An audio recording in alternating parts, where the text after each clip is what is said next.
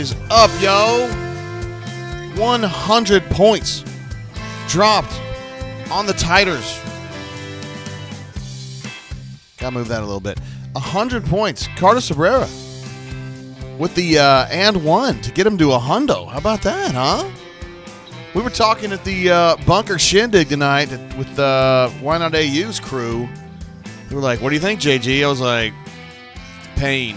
And I'm not talking about the Auburn kind of pain. I'm talking about the Crimson pain.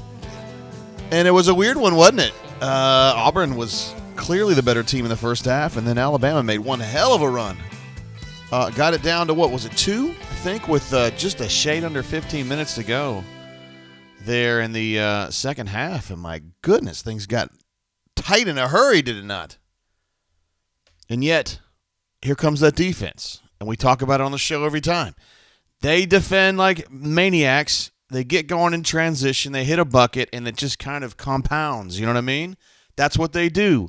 This is what Bruce Pearl's vision is for basketball. This is what he did at Milwaukee when he was really good. This is what he did at Tennessee when he was really good. And now he's got the best team he's ever had, and that's what they do at Auburn as well. Word, guys, great to have you here on the show. Thanks for tuning in on a late night tonight. 10:42 in the Central Time Zone. Our friends in the Eastern Time Zone, God bless you guys if you have to go to work early. 11:42. And we have been going all night because we had a bunker party, from 4 to 7 o'clock at the AU Draft House today with Why Not AU as the star of the show. And his crew, also B-Matt was there, Stoltze was there. We saw Awesome Lady. We saw Midnight Tulips. We saw You Got Gust. We saw Metal Van. Man, it was unbelievable. But I'll tell you what, this team is unbelievable too. Let's bounce over to our main page here. And take a look at that. 21-1. 21 wins. I didn't get the score right. My bad, guys. Let me get that fixed real quick. It was a big hundo for the Auburn Tigers and a big 81 for the Bam Bams. Yeah, I got to get that centered, I guess, because it's so out of control. What a crazy game. Man. We got Super Chats coming in. I got to get through these real quick, of course. We love you guys. Sam H. jumps in. He had it going before we even started. With a boom. Can we get this guy? Seriously. Can we get a little bit of sound effects here for him? I mean, of course.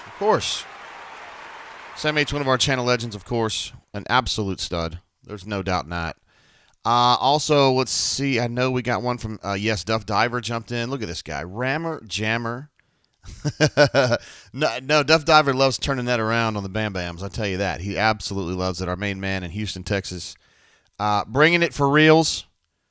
Let's see. Cody says Bama Twitter page is salty. They turned off replies. Did they really? You talking about the official Alabama basketball page? That's pathetic. Just let it happen.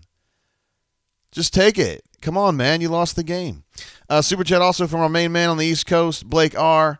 I got 2 words for the Bam Bams, for the Bammers. Suck it, Ward M. Eagle, JGT. Let's give something. We have a suck it laugh for these turds. We sure do. Another sweep for the Auburn Tigers. Ward M. Eagle, JGT, going to hang for a few and go to sleep. 5 a.m. comes early. That's what I was talking about. Let's go, my man. Appreciate you, Blake.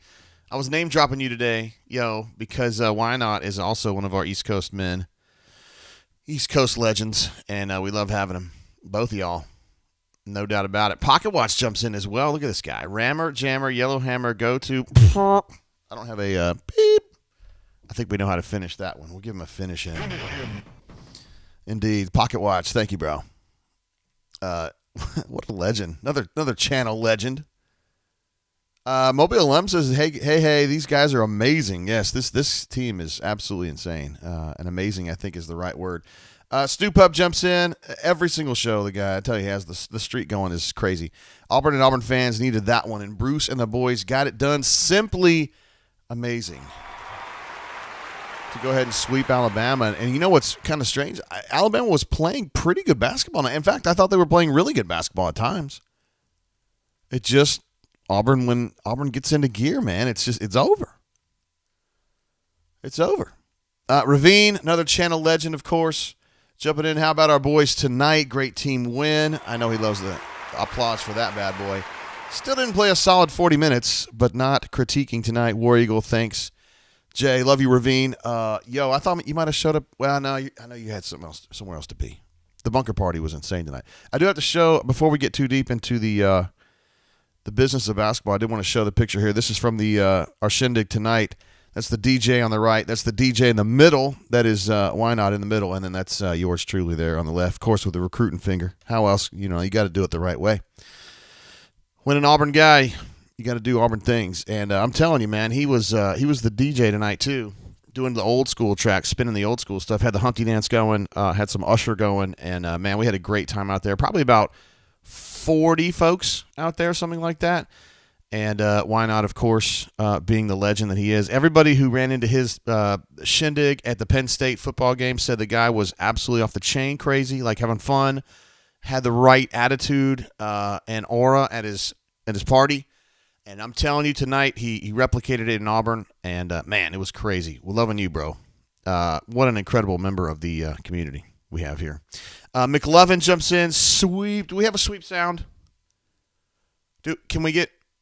We don't have you don't have a sweep sound. You knew that this was going to happen. We'll just give him one of these. That's what happens. You come to Auburn Arena and you don't have anybody to repel Jabari Smith and Walker Kessler. Those guys just knocked him right over. Bourbon Bowl in the house. We don't deserve you, Bourbon Bowl. I'm at work till 2 a.m. Lego JGT Ward. Damn, glad to be here for you, bro. I hope you can watch all the way through. I call this officially an express because, it is kind of late in the day. But, crazy, crazy days. Things to talk about. See, I took a few notes during the game here.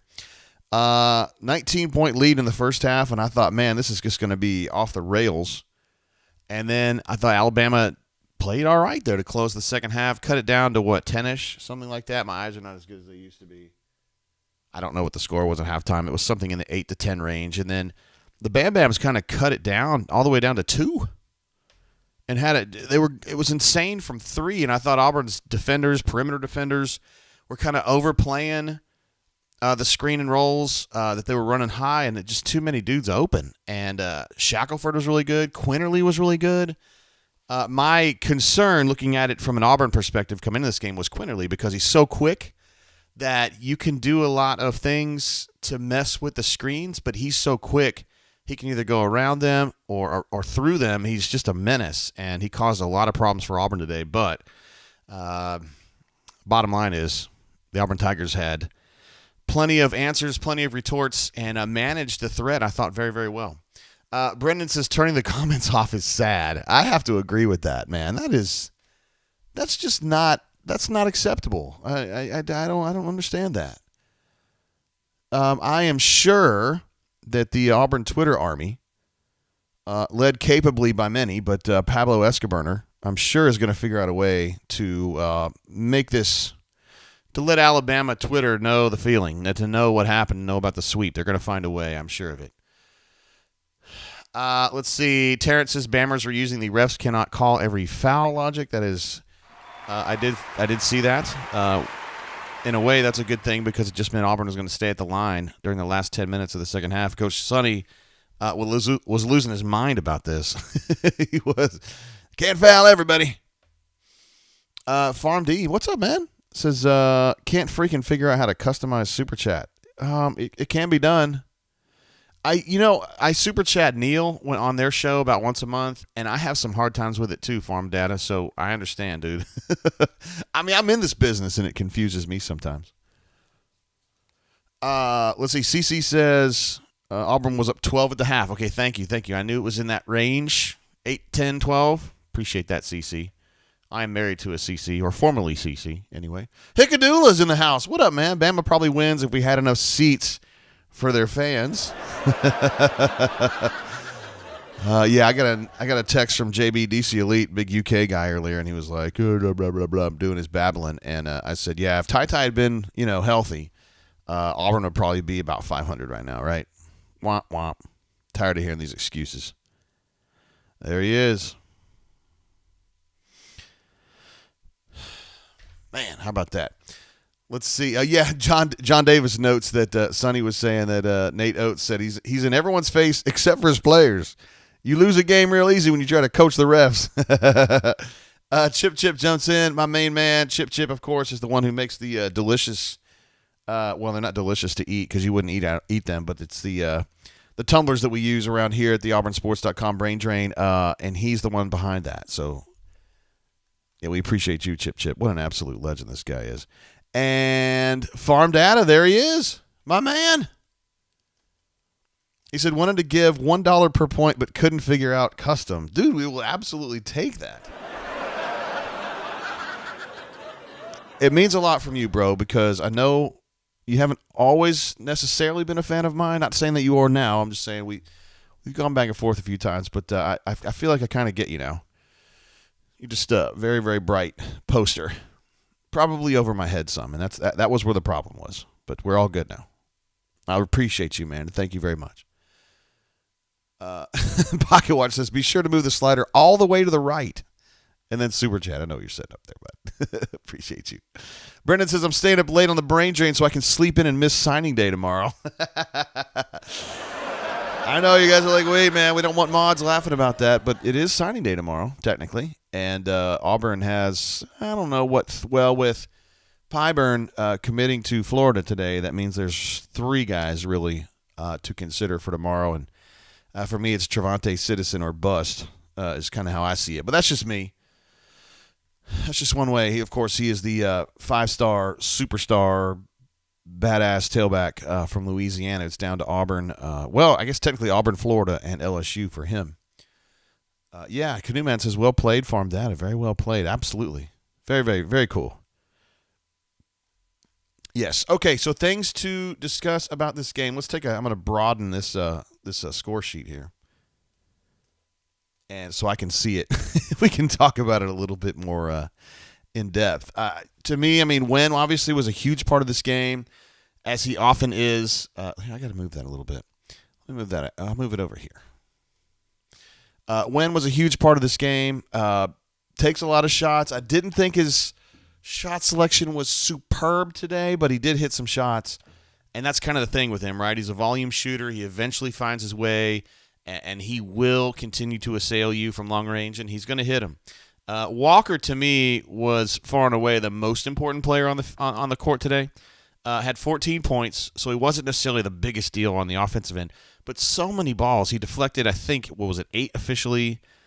8 blocks, 4 steals, and I don't even know how we would calculate shots affected, but he had several of those as well. He was an absolute menace, and if Bammer doesn't have a great day shooting the basketball, and I'm telling you, Quinterly was insane today, I don't think they're even in the game. I mean, they lost by 19, so you could argue that they weren't in the game. But if you were watching, I mean, from an Auburn perspective, you were concerned.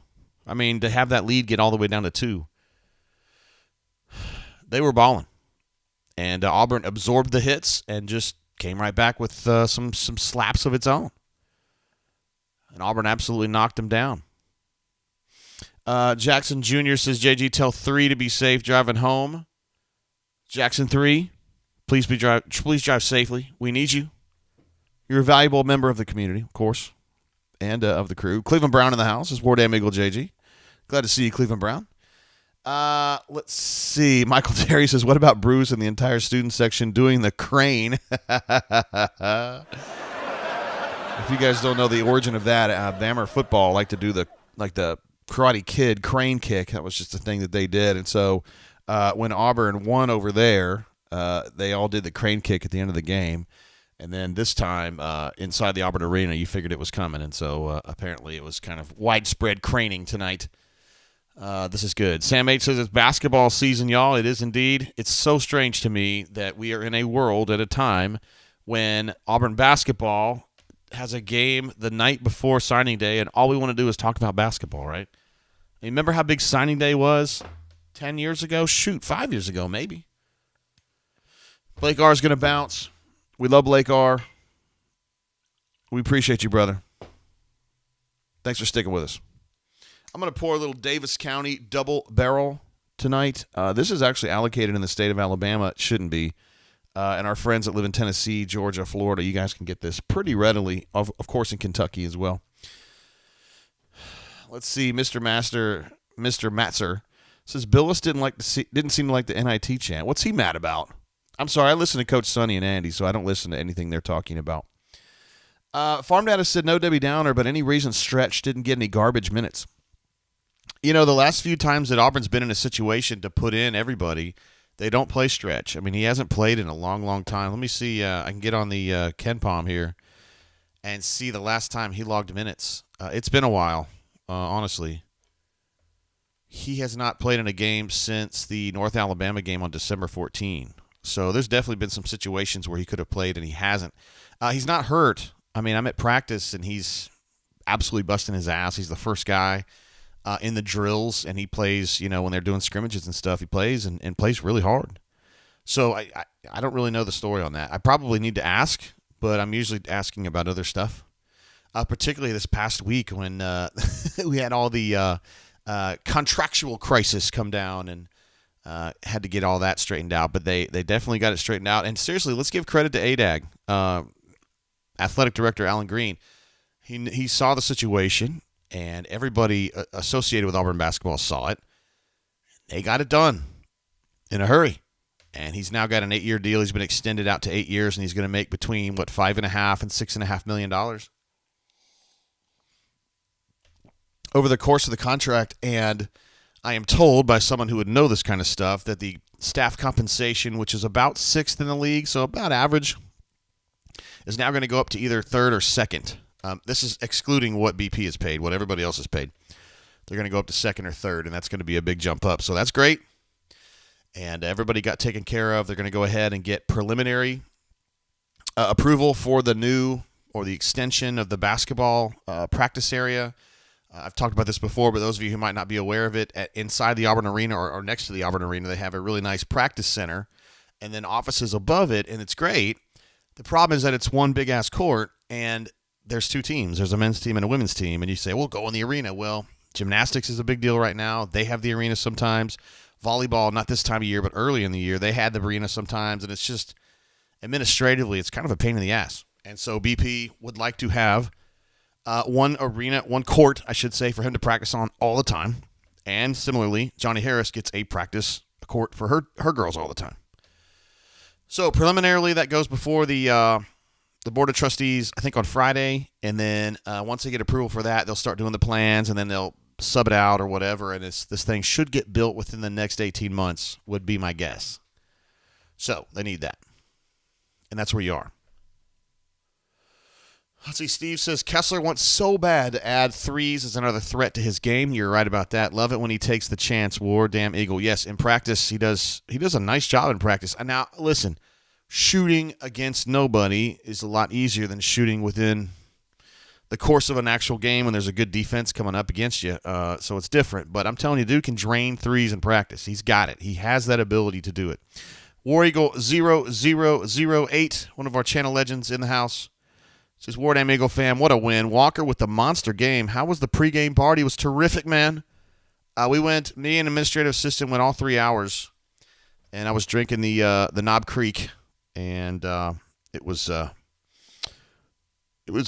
party situation, I would say. BMAT was there. Mrs. BMAT, Yvonne, was there. Stoltze was there. As I mentioned, Why Not You was there, and then a bunch of Why Not You's homies were there. Metal Fan was there as well with his gal, whose name I was almost going to say on live on air. I did not mean to do that. We'll call her S. And, yeah. Who else do we see? I think I saw War Eagle 06. I think I saw him too. Oh, and MW Deve. We saw him too. So, yeah, it was great, man. Had a lot of fun. I wish you could have made it, bro. I definitely wish you could have made it. Paul S. says, what a win, JGT. You are a true-ass king. Thank you. Thank you for saying that. Pocket Watch says, can Stretch redshirt? Great question. I think he can. I'm just going to have to get to the bottom of this. It's just a simple question I can ask. I just hadn't thought to do it, and I will. CC says, maybe redshirting Stretch. That is the only explanation that I have, that they maybe something to kind of help him. Like, would it be to his advantage for him if he transfers out to not have played or something? I don't know. That's kind of what I was thinking. Michael T says, let's talk about the 5-star guard, J.D. Davison. 0 points, and 3-star Wendell Green, 23 points tonight. We'll go ahead and give that an applause. J.D. Davison, you're right. 0 points. He was on. Oh, whoa, buddy. I just called you out. But, yes. Thank you, Michael T. He wants to talk about J.D. Davison, which at the time was like a stinging loss, wasn't it, in recruiting? Bruce doesn't necessarily lose. Well, he doesn't lose a lot of guys that he's really serious about getting. J.D. Davison is a point guard from a little bit south of where I live. I think, what is it, Hayneville? He lives down that way, and maybe Central Coosa. I can't remember which school he was at. But anyway, major guard. Chose Alabama over Auburn, and I was surprised at the time, and I thought, ouch, that one stings. This is before Wynn was part of it, and that's before Zepp was a part of it. And he goes. And he goes to Alabama, and you're like, ouch. And then here we go. I was saying in the bunker during the game, Michael, that I just don't even think that he would play here. Like, honestly, I mean, he would play eventually. He's not a terrible player, but he ain't playing in front of KD. He ain't playing in front of Wynn. Some of you guys don't realize how good Zepp is or how valuable Zepp is. His defense is insane. You guys noticed it tonight. On the ball, he's just absolutely insane. And he's a great ball handler, and he's really, really quick. Calhoun, thank you, Hayden. But I don't think that if JD played much here, he'd be playing like one shift or two.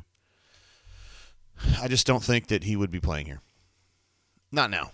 And so maybe he made the right choice for him. He can get, 10 or 12 minutes. Actually, he got more than that tonight. He got 20-plus tonight. But with, an average SEC team, and maybe they'll get in the NIT, and he can have some games in New York City or something like that. I don't know. If you take a look at the standings, I've got them over here as soon as I get them up here. Come on, Jay. What are you doing? These are the current standings as they are at this moment. And you can see Alabama's starting to fall a little bit there, middle of the pack at this point, in a big clump of 4 and 5 teams. Ole Miss won at LSU tonight. That was a little bit surprising to me. Also, Tennessee was 10 points better than somebody tonight. I think it was Texas A&M.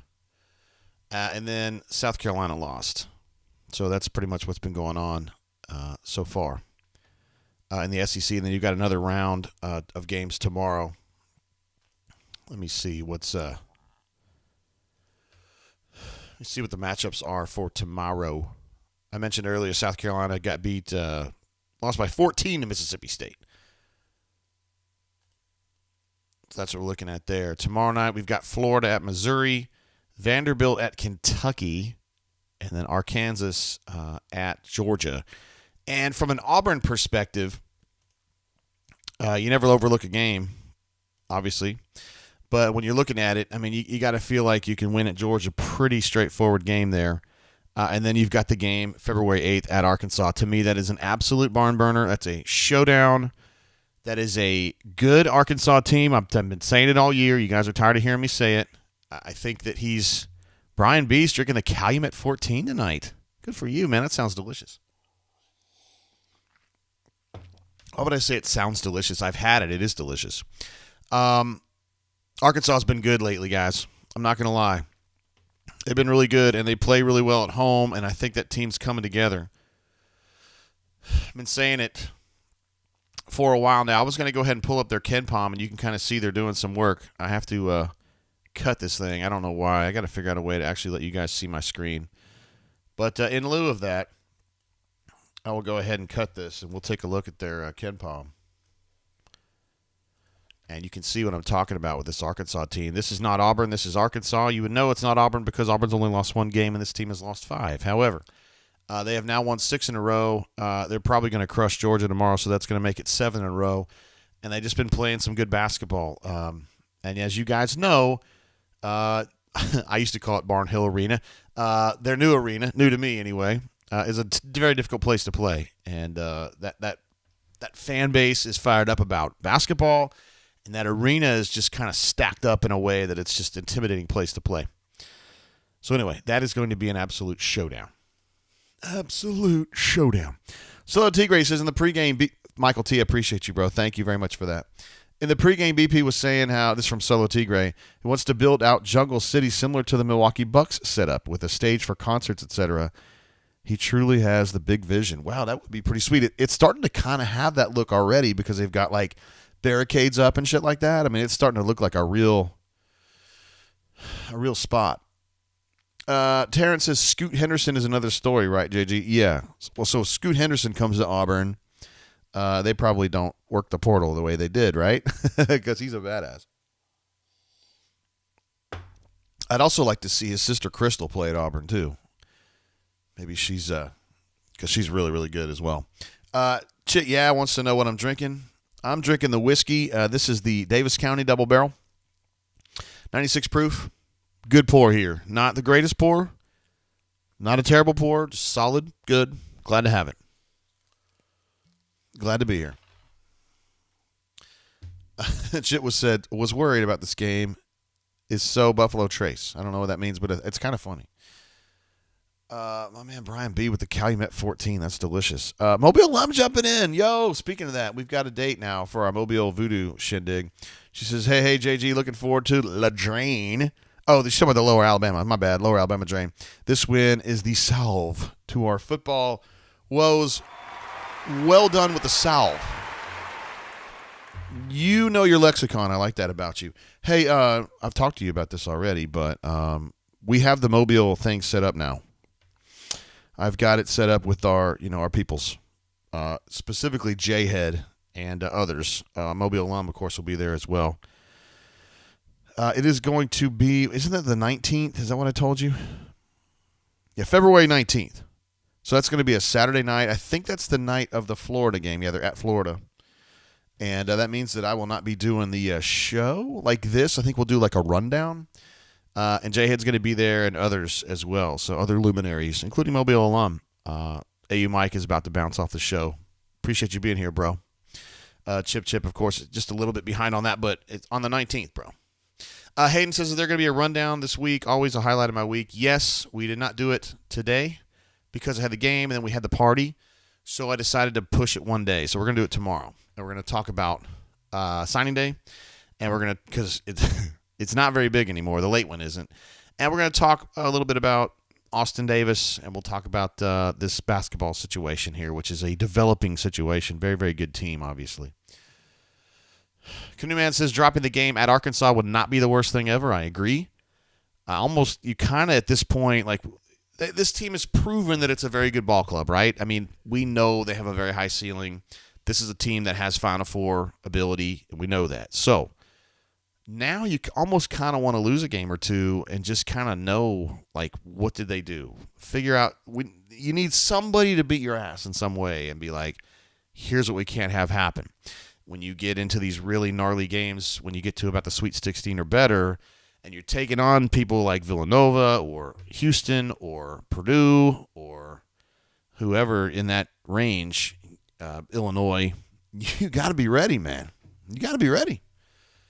And I just wonder a little bit if they were to just run the table, if you'd have enough opportunities, to kind of learn. My man Quan's jumping in, yo. Bam Bam Grief Counseling Fund. They're going to need it. You read about that. Hey, DJ was good, man. You apparently had known him. Or at least that's what you were saying. He did a great job tonight. First of all, doing a good job, and then, like, putting up with some of the olds. I think he was surprised that I knew every word to the Humpty Dance. I really, really do. I think he was surprised by that, but he should know better if he knew me. Quan knows me enough to know that I would know every word. Feel Like a Stranger says, word, JG. Kessler absolutely dominating the game once again. War damn Eagle. Yes, he was so good tonight. And I think that ultimately the player game will probably be Wendell because he had all the points. But this was one of those games where you're like, take Walker out of what they were doing and then try to figure out what they had left. I mean, Auburn's still a really good team without him, but he just really changes the way every team that plays against them has got to deal with shit. Because it's just... Okay, Rain says they opened replies on the tweet because Barstool Big Cat got involved. Is that true? That's awesome. Doing the good things. Rain says, don't tell Stoltz a Barstool was behind it. Yeah. Stoltz, he loves...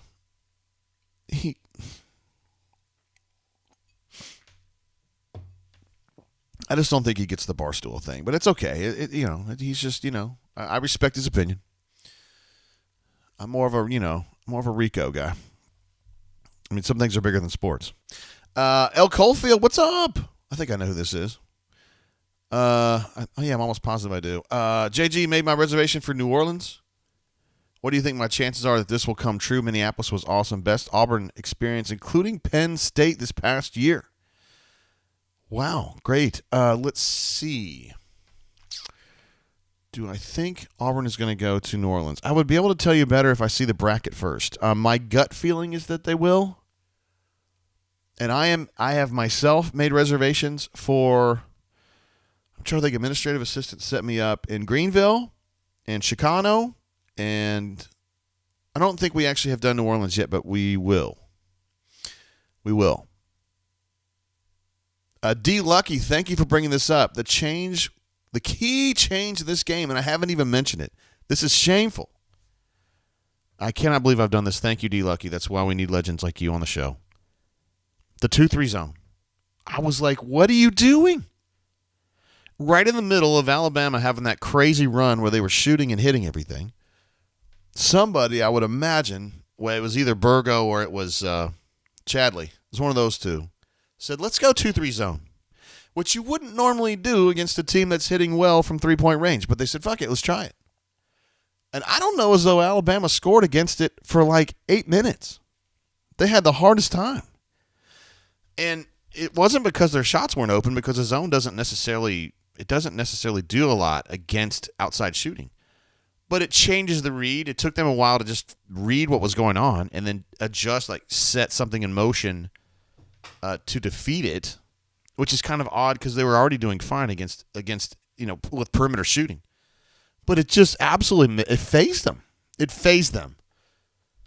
And I'm sure that Oates was like, guys, let's just stick with it. Everything's going to be fine. But they couldn't.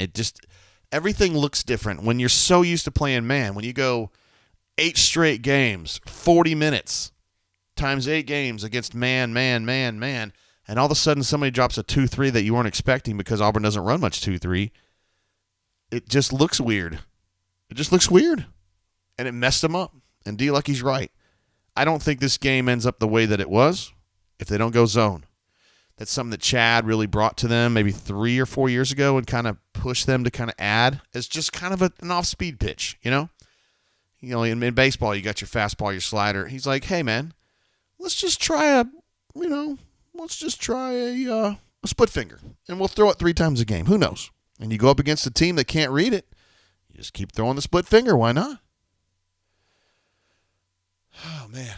Canoe Man says there's no doubt, D. Lucky. It was almost instant. The game turned right at that moment. You're absolutely right. So interesting. So interesting. I hope they were asking him about that after the game, because that is a very interesting idea. Like, it would be against convention to do that. I think there's probably coaches somewhere that were like, why? But I bet you I know what the answer would be, because I've asked BP before when he's done this before in the past, and I say, why do that? He goes, just to change the look. Just to change the look. It just changes the look. And that was enough. It's brilliant. It's kind of like those presses that Auburn runs. Auburn runs a press that I will officially call a bullshit press. It's a bullshit press. When you hear Coach Sonny talks, he says, let's see if we're pressing to steal or we're just pressing to slow down. It's the press to slow down press that he calls a bullshit press. You're not doing anything. You just don't want to defend in the half court for 30 seconds, so you run a bullshit press and make it so they set up with 17 seconds to go instead of 30. Auburn did plenty of that tonight. Thank you, D. Lucky.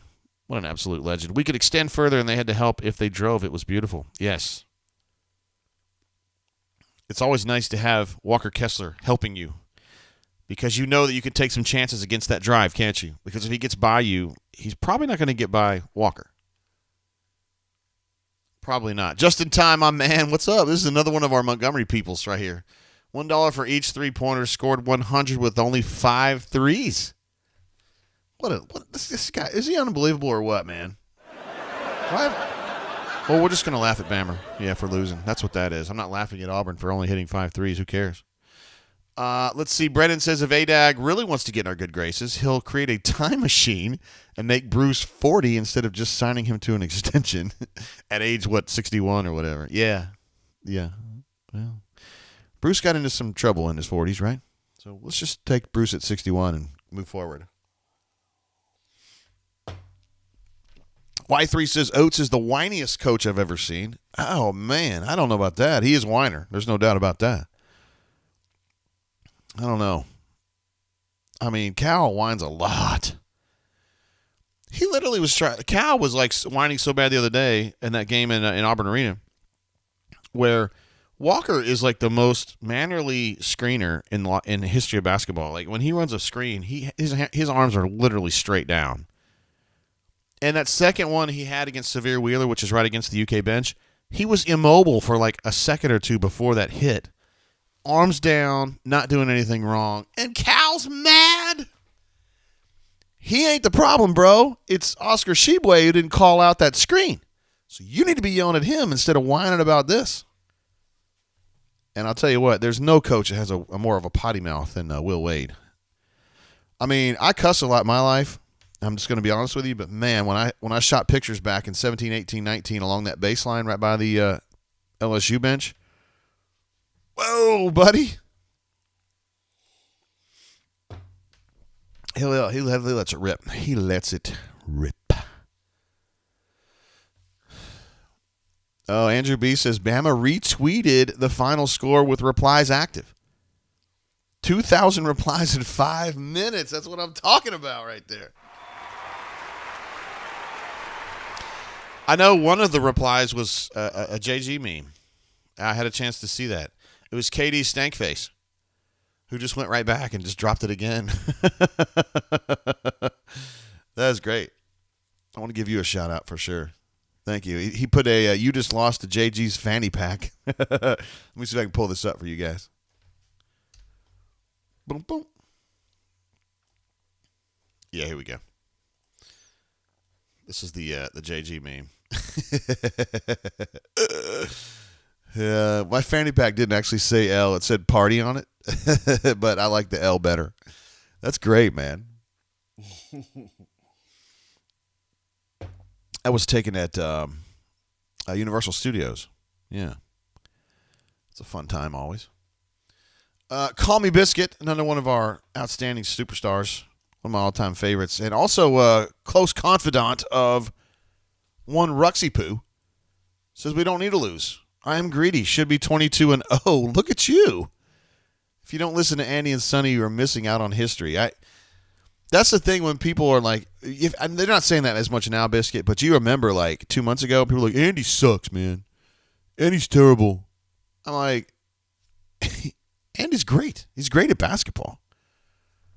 And Sonny's a national treasure. I know you're with me on that. And Canoe Man is as well. So, and Pocket Watch, I know he feels that way as well. So, yeah, if you're missing out on Andy and Sonny, you're really, I'm telling you, I don't listen to anything on TV. Like, I just turn it on mute, and I put on Andy and Sonny through Radio Baldwin, and it usually times up or syncs perfectly for me anyway. My man Brian H. from Nashville was trying that a couple weeks ago, and it did not sync up perfectly for him, so I don't know why. Am I in some weird place here in Montgomery that I don't know. It's 22-0 is pushing it, man. Terrence says, I cuss a lot, quoting me. He says, as well you should, JG. No, I shouldn't really. But, I mean, I do sometimes. I've been known to cuss a little bit here and there. By the way, I don't know if you guys remember this, but we played Cliff Ellis' song Groovy Situation on our last show, and we got busted by YouTube on that. So the view revenue from that one is going to go to Cliff's, whoever owns the rights to Cliff's song there. Kind of missed that one. I did not think that the song that Cliff Ellis recorded in 1999 was going to be caught by the censors, but it was. Mega Tiger in the house with a super chat. What an absolute legend this guy is. Definitely big on the bunker, and we love him. No message offered, no message needed.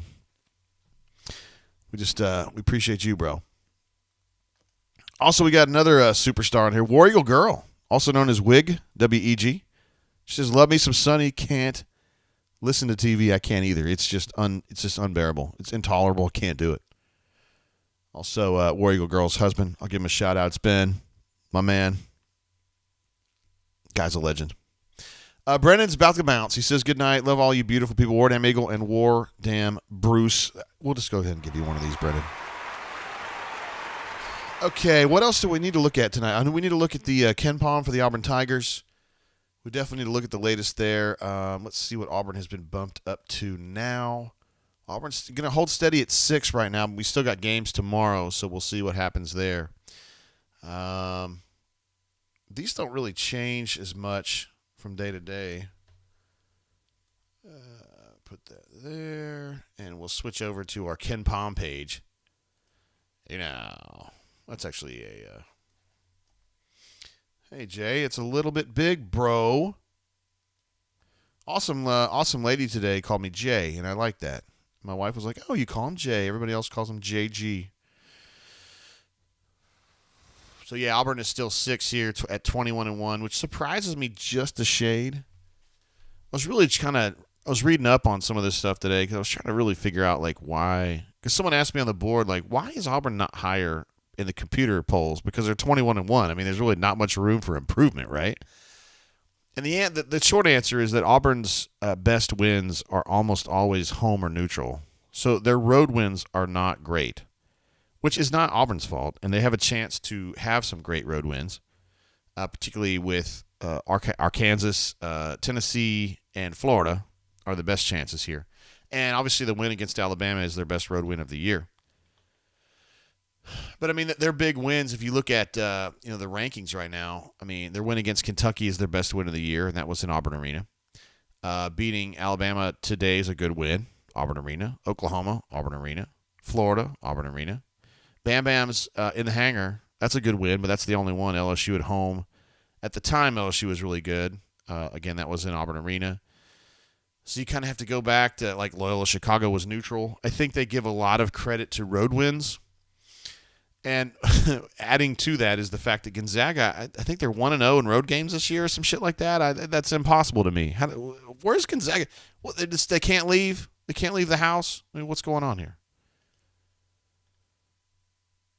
It's baffling.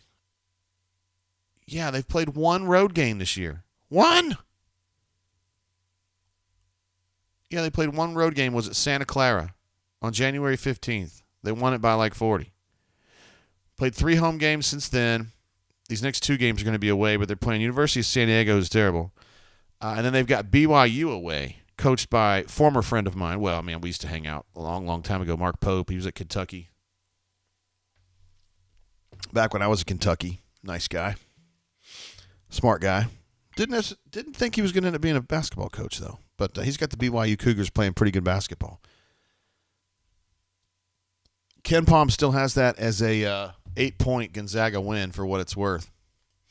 Over here in the stat sheet, you can see that Auburn, a lot of the things kind of stay true week to week. I mean, Auburn's block percentage is like off the charts, really. I mean, 22.6% of possessions end with a swat. And I think the next highest is probably like 20. And then the next highest after that is like 19.5. And then it goes down to 18.5. I mean, it's like the standard deviations are crazy. Auburn is so good with the blocks. And it's not, I mean, Walker's incredible, but there's other dudes that kind of chip in and do it too. Sam H jumping in, yo. He's out. I'm out, JG. Talk about them plus, minus, please. I will do it right now, bro. Heck yeah, I can do that. Here's the box score from tonight. Let me go ahead and turn off this Ken Palm. And, yeah, plus, minus, let's see. Jalen with a plus 20. Holy shiz, man, that's great. Wen Green in there, 21, and 13 for Walker. Walker should be permanently plus minus like 20. He's just such a huge part of what they do defensively. He's crazy. Someone was mentioning earlier, he's the greatest defensive presence in Auburn history, and that could be true. That could be true. But Kyle Davis, man, I think he gets forgotten a little bit. Is he as good a player as Walker Kessler? No, he was not. But I'm telling you, the dude knew how to swat shots, and he had that quick shot that Walker has. I'm sorry, that quick jump. He was super bouncy. He was, he played from maybe 2000, 2003. He was definitely part of the 2003 Sweet 16 team or Grade 8 team, and he was a mess defensively. And same deal. Funnel everything to Kyle and just let him deal with it, and he was really good. So, I don't know. There's been some really good ones through the years. Javon Quinterly has such a great game, and he's minus 25. Ay. kind of like J.D. Davison, nice. He had a robust minus 23 tonight. 0 for 5 from the floor in 23 minutes, 0 points. That's nice. Carter Cabrera has more points than J.D. tonight. Anonymous Mouse, showing that he was there for those days, says nobody packs your lunch like Mama do. I love it. I think I still have my Mama do glasses that they, Chucky Galena, who was the SID back then, had a big thing for kind of pushing, what was it, Doc Do and Demand is what they called it. And they had like a 3D thing. It was pretty cool. I still have those around somewhere. Caddy Woman jumps in with a super chat, one of our all-time favorites. Said, I'm wasted. Bama will dominate the 22 NIT. I love it. I love it, man. What an absolute kick to the balls that is, huh? Good luck in the NIT, guys. Chit says, a little big. That's what she said. Hey, now. My man. Can't believe I'm drinking. I already drank today. I drank at the party, and then I came home, and I'm drinking again. Quan was saying, talking about Jabari's block being filthy. Yeah, it was crazy. D. Lucky says, I have a David Aldridge moment when I see my name in the chat. I love it. Ryan is loving the Bama plus minuses. He says they're hysterical. Yeah, they're interesting. They are interesting to be sure. Brando AU Tigers, what's up, bro? Says, love Bruce mentioning in post-game comments that maybe we peak late. It confirms our best ball is ahead. Hope this isn't a repeat post. Hell no. Not at all. If that is true, Auburn's going to the Final Four, and El Cofield needs to go ahead and double down on those New Orleans reservations. It's kind of hard to really find much fault with this team, honestly, Brando. I mean, not that you asked that, but I don't. It's hard for me to kind of see where you get better. I mean, we kind of know their weakness is that this is not a particularly physical team. It's not, and I say that there's a difference between being physical and being weak. They're not weak. They're not mentally weak, and they're not. They can punch and they'll fight and all that. But I mean, they literally get moved out of the way because you look at Jabari, he's a thin person. Walker is a relatively thin dude to be 7'1". Wendell's kind of stout, but he's not really a fighter. KD's a fighter, but he gets moved around a bunch because he's not a very big dude. They're just not real big, and I think when they eventually they're going to go against some teams that are really big, and that's where you're going to have to adapt. They're going to have to play some games in the NCAA tournament where you're just going to have to slug it out. Canoe Man says Kyle Davis was an insane shot blocker, best we've ever had. However, Kessler is at least a few levels up as an overall player. Oh, I agree completely. Completely agree with that. I think they were just saying that he was the most impactful defender. This person on the bunker was saying that, postulating that Walker was the most impactful defender Auburn's ever had, and I wasn't sure about it because I thought Kyle D was, on par with Kessler as far as blocking shots, deflecting shots, affecting things with his length and his hoppy. Stupep says he was at the Kyle Davis block party game against Miami, Florida in the NIT when he swatted 13 shots. Holy shit, I forgot about that. Miami was hating that, man. AU Taxman says Devin racking up quality minutes for another game. Yeah. He's kind of figured something out, I think, Taxman. Because he was kind of like a walking disaster last year when he wasn't hot, which was most of the time. And then these days, he doesn't even get to the point where he figures out if he's hot or not. He just plays good defense and offensive rebounds, and he gets a couple shots when he needs them. I know he hit one in the first half, a nice three, and then he had one that hit the top of the backboard, which is kind of what you get, right? You're just like rolling the dice. Hit. Air ball. Back of the rim. Swish. I mean, it's just crazy. But you're right. Devin deserves a lot of credit, I think, for this team, if you want to know my opinion. Because he, more so than anybody, has adapted his game to fit what this particular team needs. He's chilled out on the shooting, and he's really bumped up on the on-ball defense and offensive rebounding. He's really, I mean, dude, at Missouri, he's the reason they won at Missouri. Let's see. Chip says J.D. Davison will always have his poster dunk over Walker Kessler with his 2 L's. I don't even remember that. I just remember the L's. And I'm going to remember him going 0 for 5 with 0 points in the game where Carter Cabrera won and scored 3. Mary S. lets us know that they deleted the tweet again and reposted. This is the third time they've done it. They're doing it again. They can't deal with it, man. This is unbelievable. That's essentially breaking Bama right there. I don't understand it. Why don't you just fire it off and close the top of the laptop and go do something else, man? I mean, go watch Ozark or something. Forget about it. It's like Phil says in the Hangover. He says, I've done all kinds of crazy shit. Just forget about it. Just close the top, man. Go on. It's over. Canoe Man says Kyle Davis is as good of a rim protector as anyone could have. Yeah, he was. He was really, really good at that. He didn't have anything like the offensive upside of Walker, but he was a really good rim protector. And he could play a game. He could stay in a game and swat. Canoe Man says BP has slowly been working Devin into the player that this team needs him to be and is starting to pay some serious dividends and should get even more so. Kudos to Devin for adapting. We're going to go ahead and give him an applause on that one. People ask me sometimes, like, what makes BP so great? And my short answer on that is psychology. He understands the roles that his team needs. Like, I need someone to do this. I got Jabari to handle this, and I got Walker to handle this, and I got Wen to handle this, and I got KD to handle this. So I've got like 8 other dudes, and I got to parse out roles for them. Here's what I need you to do. Here's what I need you to do. And I don't necessarily know that coaches, just in a general sense, know how to do that all that well. BP does. He's a great motivator. He's a great orator, as you guys know. And he knows how to sell these kids on the roll. Doug says Alexis Texas was the worst rim protector. Sometimes it may be good, sometimes it may be shit. It's an interesting one right there. Anyway, he knows how to carve out roles, and he knows how to sell the kids on the roles, and that's what I think he's the best thing. That's what I think is his best thing. He knows basketball. He knows how to recruit.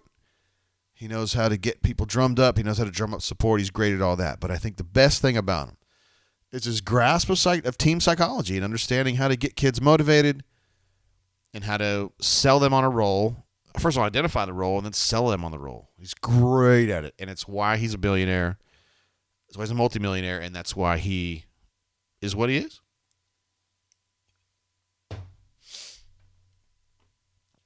Solo Tigre, I'm not going to go with that one. I'm just not. Chip says Bammer is the program that immediately turns off the scoreboard after an Auburn Iron Bowl win at their place. Can't take it. Whew. You're right about that one, buddy. Even Ryan is he's amazed at Doug Barry's comment earlier. Luke says, look at this, man. This is some bravado right here. Wish we had a big road test left on the schedule. Yeah, they do. They do. They're playing at Arkansas in 2 games, bro. Ain't going to be easy. If you think it is, I know what you're thinking yourself. You're saying, Corliss Williamson ain't walking through that door, fans. Scotty Thurman ain't walking through that door, and Joe Johnson ain't walking through that door. And if they do, they'll be gray and old. But I'm telling you, this Arkansas team's good. And it is definitely going to be a big road test. I promise you, Luke. So buckle up and get ready. If D-Lucky's with me on this, then we know it's true. D-Lucky, yay or nay. At Arkansas is a tough game. It is. Hell yeah, it is. Stoop Up's getting serious about it. He knows. He says got 2 of them. I would argue 3. But for sure at Tennessee and at Arkansas are tough. I think at Florida is going to be a tough one too. But TNC Adventures agrees. He said Tennessee is going to be tough on the road. I agree completely. This idea that Tennessee's bad, I mean, whatever. Solo T. Great says, oh, come on, JT. It's a reference to a well-known piece of pop culture. I get it, man. I get it. I wasn't trying to give you too much trouble there, bro. Appreciate you, man. Yeah, D Lucky says, yep, it's a toughie. It's a toughie. Oh, do we have a toughie soundbite? Do we have one? Well. The most diabolical haters this side of the Mississippi. There it is. We'll give that one. Excuse me, guys. I'm pretty proud of myself. Drank myself earlier. at the party, came home, sobered up, watched the game, did my stuff. We're drinking again. Let's just keep it going. Stupep says 17-1 is in play. Talking about league play. How about that, huh? Woo. Frank wants to know if Castleton is going to be back when we play them. Here's the deal, man.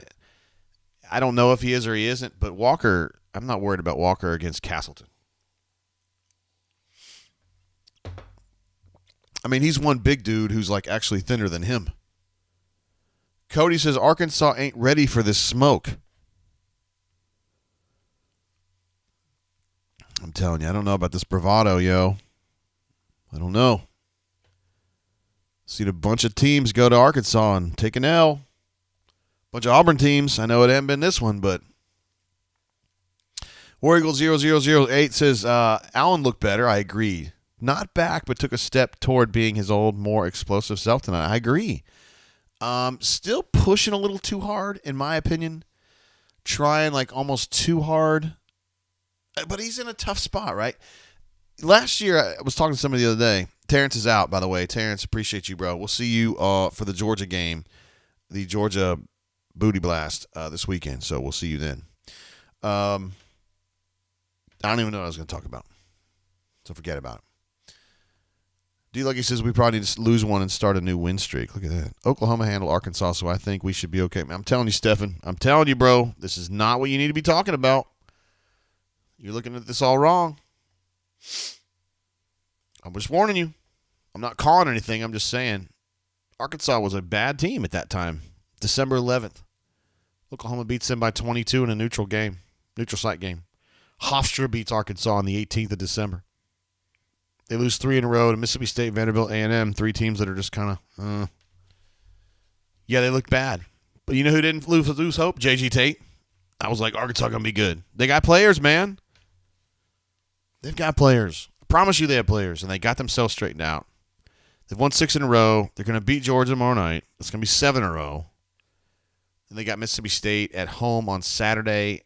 It's going to be a tough one. I like Mississippi State. They're pretty good. But I still think they win that one. That means they're going to win 8, potentially on an 8-game win streak to play Auburn at home inside the Razor Dome. I'm telling you guys, it ain't easy. Who gave me a thumbs down? Who did it? I want to know who did it.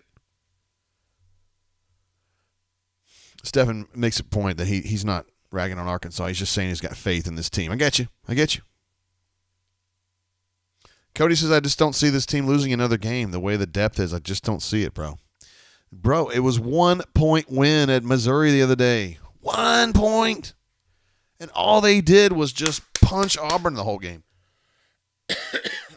That was essentially what they were doing. They were also staggering. They were messing up with the screens a little bit. And I want to talk a little bit about the adjustment they made off that roller that I know D-Lucky saw that for sure. But a lot of times, you know, those of you who watch a lot of Auburn basketball know that they run that pick-and-roll roller where, like, Walker sets the screen and then darts for the net, and they lob it to him. That wasn't working tonight because Alabama, their lob defender, was pressing up really hard on that screen and not letting Walker get out. So the adjustment was to roll off the screen and instead of throwing the lob, to go ahead and drive or pressure the defense in another way to where that when they pressed up on the roller, he had a chance to kind of weave away from that and get open again, which means you either got to drive around it and maybe either dribble and bounce pass it to him or maybe have a later lob where you get into the paint and then lob it. It worked. Auburn still had like 4 or 5, and Alabama was like dead set on stopping that play. Just got to make some little adjustments, man. Little adjustments. Cody R. says, if we run the table, what would our record be? If they run the table. Let's see. Let's take a look at the Auburn Tigers. The Tigres. All right, so they got 21 right now. 22, 23, 24, 25, 26, 27, 28, 29. So they would be 30-1 if they beat South Carolina in the if they run the table and win the regular season finale. They would be 30-1. Holy shit, that's crazy. So then you go to the SEC tournament and you got to play from where Auburn would be. It's like 3, right? Would it take 3 to win it?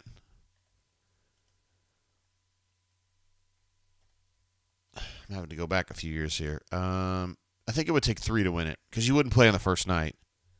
So that'd be 34-1, and then you'd have to win 6 in the NCAA tournament. So that would be 40-1, which I don't even. Has there ever been a college team that's won 40 games in a season?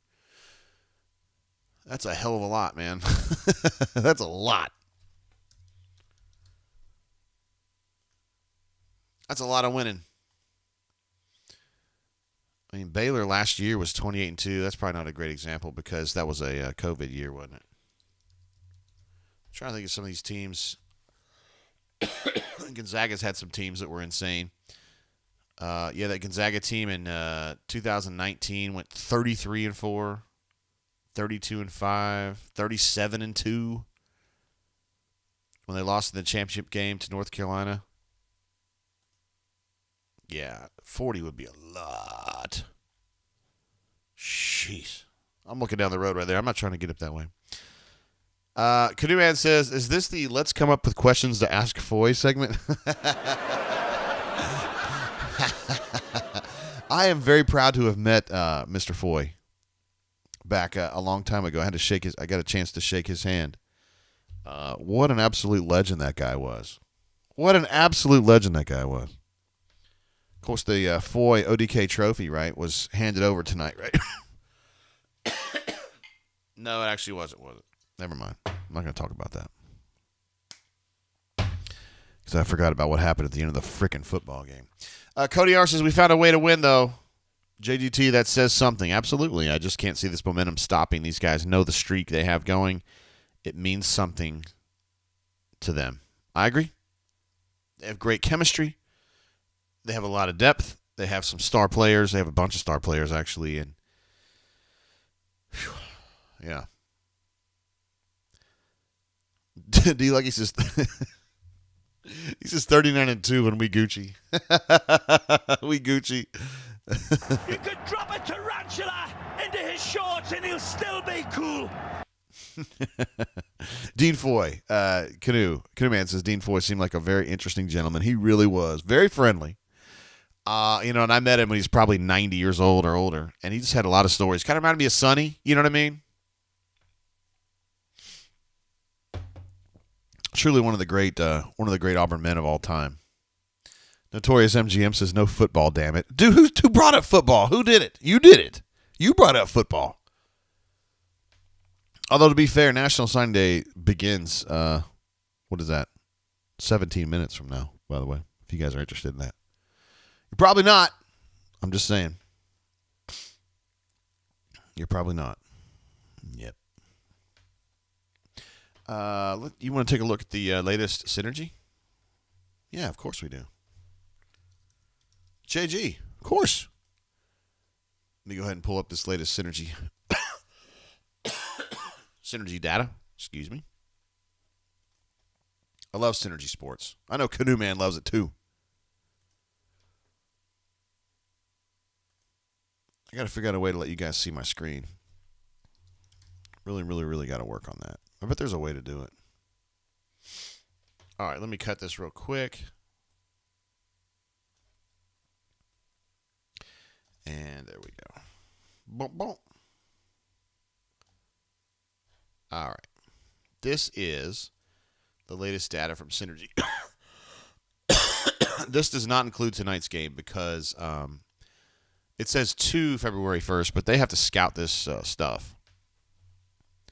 So this data won't. The data from tonight's game will not be into the system until tomorrow. But you can see these numbers here at the top. The Auburn Tigers transition 82%, which I think last time we talked they were 77%. So they're moving up. They're in the 82nd percentile. Grading out is very good. And then half court, they're at 75 percentile in the country at a .92 points per possession, which is rates out is very good. Two numbers, they were pretty good in transition from the beginning. Their overall half court was kind of shitty for a while early in the season. It ain't now. And then down here toward the bottom where it says play types, spot up, which is kind of what Auburn does. It's kind of the big part of what they do. Transition and spot up, 60 percentile And spot up, remember the 19 team was, I think we looked this up the other day, it was like 92%. And then transition, Auburn, I think that team was 96% in 19, and they're 82 now. But this team is also a better defensive team, so don't get too caught up. This is just offense. And I think we would all agree this offense is not quite as good as the offense they had in 19, but the defense here is significantly better. Excuse me, guys. I don't know why I'm coughing here. Pick and roll ball handlers surprised me a little bit. They were bad at that last year. They were in like the 25th percentile because they never really got it going. And now they've added Wynn, who's a good guy like that. That's how Zepp rolls. KD's good at that. So they're better, but I thought that number would still be better. And then ISO is crazy because in 19 they didn't do a lot of isolation. Now they do a lot. I mean, 142 points on 157 possessions is a lot. I mean, that's an actual type of offense for them now, whereas 5 years ago it wasn't at all. Isolation and cutters was just kind of like not something they were interested in. Now it's become a pretty significant part of the attack. So, yeah, it's a healthy team. I mean, it's an offense that it's not super duper elite, but it's good. It's really, no, I should say it's really good. At this point, Purdue is kind of like the litmus test for how good you are because they're so insanely good. They have everything. They have two big dudes. They've got this oddly shaped, he looks like a big dude, but he's actually not. And he shoots threes, and he's like 45%. And they have good guard play. They're just loaded on offense, and they're number one. Auburn, I think, is in Ken Palm is like 11 or 12. And yeah, let's see. Auburn offense 12, defense 10. Yeah, not too bad there. Notorious MGM says, is Ken Palm slanted towards offense? I think Ken Palm is slanted towards road wins.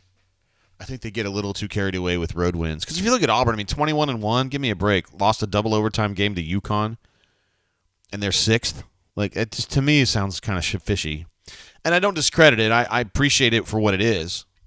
But I also don't sit there and go, oh, this is a flawless look. I just think it's slanted toward road wins, which Auburn really hasn't had many. They haven't really had an opportunity to have, like, impactful road wins.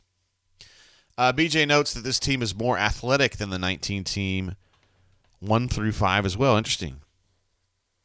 Let's take a look. Let's go to the big board on that. Moeller, no doubt. Let's see. Auburn 2019.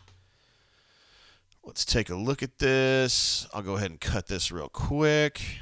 Here are the top. Boom, boom. These are the top players from the. Let me go ahead and close this out.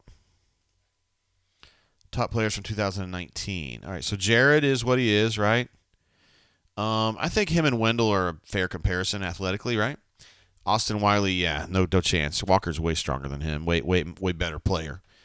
Bryce Brown, interesting. So Bryce Brown would be equivalent to KD.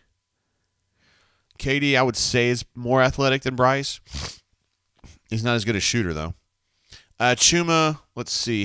He would be Jabari. Two different kinds of players, right?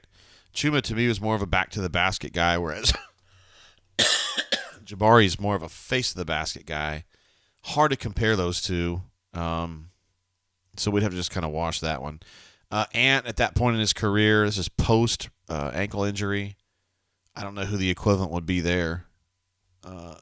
He was like he had a very specialized offensive role, didn't he? He was kind of like the pick-and-roll roller guy that hit threes, which is kind of like what Jabari does now, but he's no comparison to Jabari. Malik was an athletic freak. He had the kind of KD attitude, right? Horace, I think him and Dylan are about the same. Javon, this team doesn't really have a Javon, does it? Javon and Zepp are not super compatible. Javon's kind of a downhill driver. Zepp is more of a defender. Javon's kind of he's got to go in one direction and just go like a freight train, and Zepp is kind of more of a dancer. Boy, I tell you, Samir would be really welcome on this team. I think that's fair, though. BJ, I think you're right. I think this team is a little more athletic. I agree with that. And you were saying 1 through 5 anyway, but I'm just saying. Quan notes that UConn lost tonight. How about that? Crazy. Let's see. Jackson Jr. Jackson, my man. What's up, bro? Auburn. This is from Kevin Skarbinski. Of course, we love Skarbinski. Auburn hangs a hundo in Alabama while making only 5 threes. Alabama makes 9 more threes than Auburn and loses by 19. That's scary stuff from the number 1 team in the country. Quan says Jared is more athletic than Wendell. I'm not sure I would agree to that. I think, to me, they're about equivalent. I respect your opinion, though. But I didn't think Jared was this crazy athlete, nor do I think Wynn is. They're different kinds of players, though. I mean, they both are point guards, and they're undersized. But to me, Wynn is like this balls-out shooter, and Jared was more of a kind of a cut-you-up dude. Very different personalities, too. Jared was super quiet, and he didn't speak a whole lot unless when he had something to say, you better listen. Wynn is a little bit more chatty, and he's kind of more – I always felt like Jared was kind of in a bad mood. And Wynn, you don't feel that from him. Wynn has kind of a happy vibe about him. Man, Steve R. Again, his next big test is at Arkansas. I appreciate that. But then Kentucky in the tournament, saying the game at Tennessee is meaningless. Ay, ay, ay.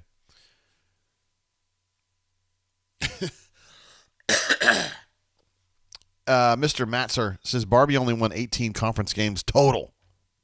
That dude was a joke. BP has a chance to win 18 this year, doesn't he? I mean, he does, for real.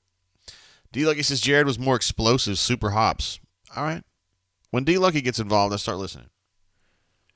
Not that I thought Jared was bad. I mean, he's a terrific player, great college player. I'm not trying to bag on him at all. And I think Wynn is good, too. He's more of a shooter, though, right? But you think about it today, he's been driving more, right? He got downhill a bunch today. Of course, he did not get downhill. Was it the Missouri game? No, it was the weekend game. It was the Oklahoma game. He couldn't get around anybody. I remember they had that number 0 guy. And when Wynn can't get around the screen to get downhill, he's in deep shit because he just can't. I don't think he has quite the speed. I don't think he has quite the speed. The foot speed, as some would say. Let's see. Steve R. said, I like the smack talk tonight. They responded. It did get a little chippy there, didn't it, at one point? They had to kind of break him up a little bit. There's no doubt. Let's take one last look at this current team's individual player, Ken Palm. So it's basically the same thing you're looking at except for the current ball club. Let me go ahead and pull that over.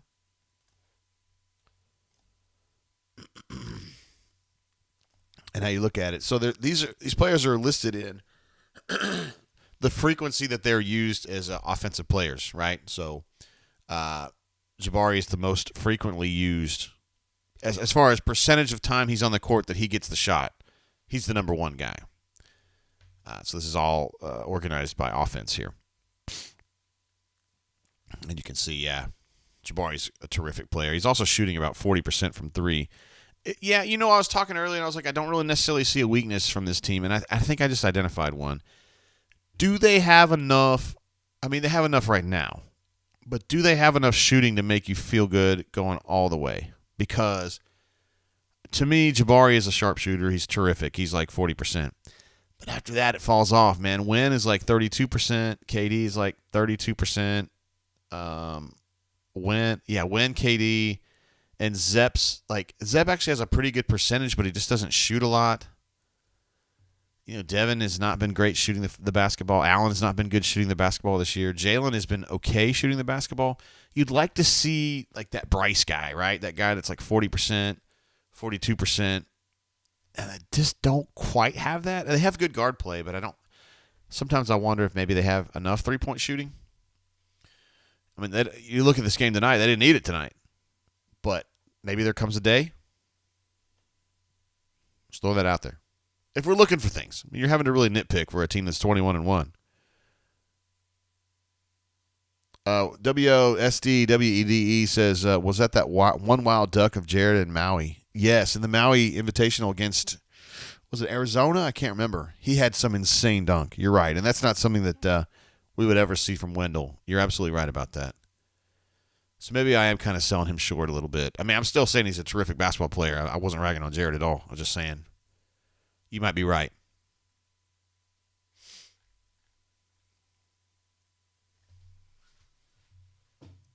Stefan says Barbie is the head coach at Central Michigan.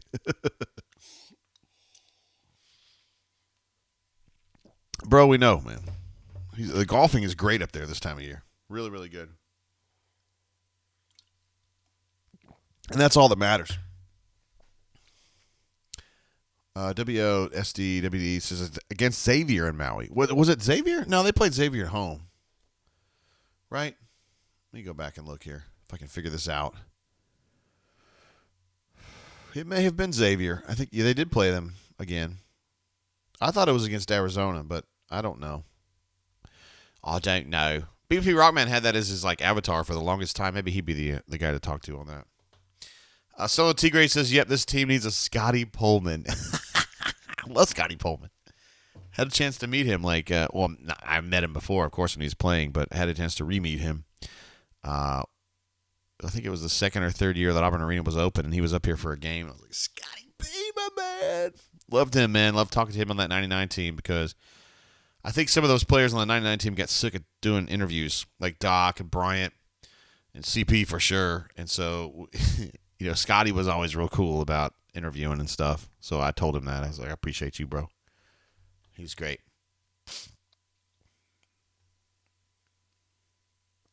Notorious MGM says, I just hope the committee remembers we are doing all of this without Lior Berman. It is true. I'm not laughing at Lior. He actually he's the hottest shooter on the team, right? He's 50% from 3. Not joking. I think he's 10 of 20, something like that. I mean, it's pretty good. That's pretty good. I'd like to shoot like that if I could. Lior is 8 of 16, so he is 50%. I have these numbers up now. Jabari's 41% from 3. This is including tonight's game. KD is 35%. Wynn is 33%. Walker is up to 18%, guys. Seriously. And nobody else. Well, Zep is actually 33%. 33% 3 shooters. I wouldn't really call that a weapon. You know what I mean? And I don't think any of us are thinking that Zep's a big 3-point shooting weapon. I'm not trying to say that, but you get into the tournament, and at this point, I mean, who really is a 3-point shooting weapon? You think Wynn is, but he's only 33%. I mean, Jabari at 41, certainly he is. I don't know. Could be a little short there.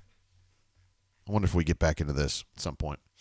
Okay, this was always meant to be an express show since it's so late, and we'll probably wrap it up there for reals. Mr. Master Matzer says, when are we going to see Stoltz shoot out against Kessler from 3? Wasn't that a terrible turn? Wasn't that a terrible take? My man, Daniel P., what's up, bro? I shouted you out 2 or 3 times earlier. He asked, have I heard anything from regarding Christy Malzahn? I don't think I have. I probably need to text Gus about that. I kind of felt bad for a while because I was like, he's got bigger shit to worry about than JG texting him, but I do want to check. I know that she got out of ICU. I do know that. And I knew that was her getting out of ICU. I thought that was everything's Gucci, and then I think it kind of was bumpy a little bit there. She's still having trouble, guys, honestly. So if you guys are still of the praying type, I would definitely suggest that you guys continue to aim a few toward her and Gus and the whole family. I know a lot of you are not fans of the way he coached. I get it. But he's a good dude, I promise you. And Christy is truly one of my 5 or 10 all-time favorite people I've ever met in my life. I love Christy. She's just the best kind of people. And so I just hope this turns out great. I hope that we can joke about it 2 or 3 years from now, and be like, oh, remember when you were sick? And she's like, She's great. Call Me Biscuit says, we're only 2 minutes from 1 a.m. EST, bitches. Yeah, let's go ahead. We'll get it to 1 a.m. Of course. Chip says, tell Gus we're still pulling for his lady. Yeah, I did. I did tell him that the folks on the bunker had been praying for him and stuff, and he sent something back and was like, I appreciate you or whatever. Notorious MGM says, rundown this week. We're going to do one tomorrow. We're taping it in the afternoon tomorrow.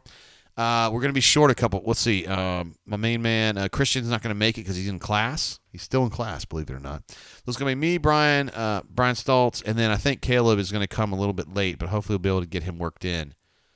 We will be breaking down Austin Davis, who you guys may know is a former offensive coordinator at Auburn. We'll take a look at what they're going to be doing with offensive coordinator going forward. They are going to interview for that job. I kind of was quipping with you guys, but honestly quipping when I said it's going to be Keesau, I don't know why you guys are banging on me. They are going to interview folks, so it's going to be they're going to interview. Now, what does this mean in the long term? I don't know, but they're going to interview dudes, and I think they're going to hire somebody. I don't think it's going to be Keesau. I really don't. So maybe that's good. And then, of course, we got recruiting signing day, excuse me. We'll see how that goes. S. Clark in the house. War Eagle, great team win. Love the show. Thank you. Thank you for watching. Solo Tigre says, give Caleb Stoltz his mic. Oh, poor Stoltz, man. He has a tough go of it, right? All right, guys. Notorious MGM says, can Stoltz call in sick? You guys are bad. You're just bad, man. You guys are really, really bad.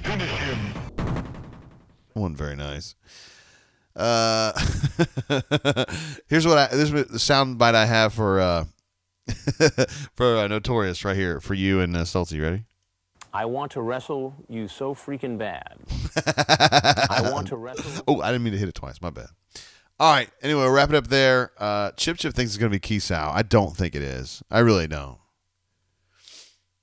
Solo Tigre, this is a very topical one here. Like a Brian Flores interview or a real one?